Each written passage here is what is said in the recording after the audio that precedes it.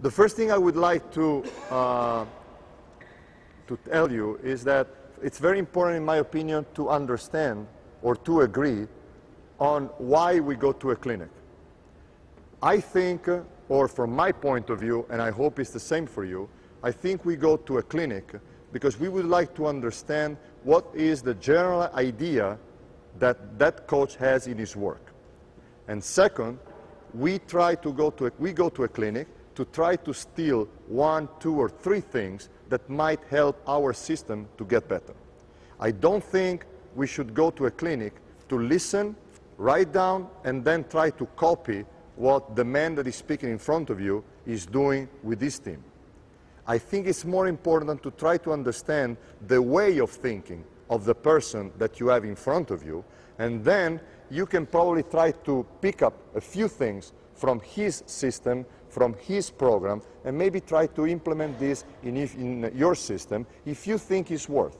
Because maybe sometimes you go to a clinic and even if the person that is talking to you is very clear, he goes through the details, he shows you his progression, maybe you don't like it.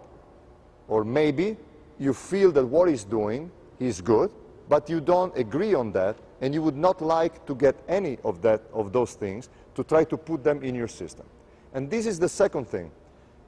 I think that our major responsibility towards our players is to build our own system that we would like to use with the players.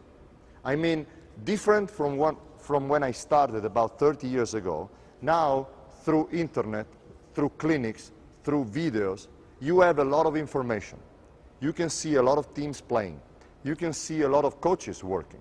And so you receive a lot of information.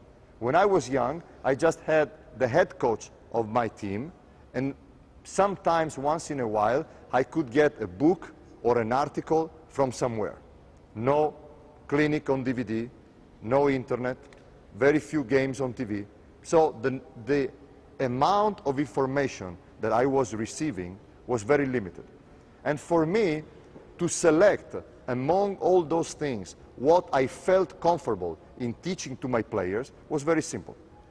I had, let's say, this amount of information. I could probably feel that I felt comfortable in teaching this, and this, and that's what I was doing.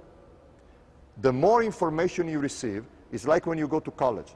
The more information you receive, the harder it is to put them in order, to put them in a system that goes from station 1 to the last station. You can get confused. You can get confused because you start picking up a lot of details, a lot of different things, a lot of drills, a lot of ideas, and they not always go well together.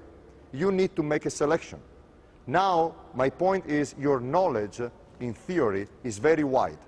You have the books, you have the videos, you have the ideas, you have the internet, you have everything. Can you teach all the things you know to your players? What do you think? No. Do you agree on this? So here comes the problem. What we think we must absolutely teach to our players for them to become good players, among the old things I know. And second, what comes after, and what I leave last, so that only if my players are comfortable with this part, then I can try to teach them also this. Does it make sense to you? It's like in school.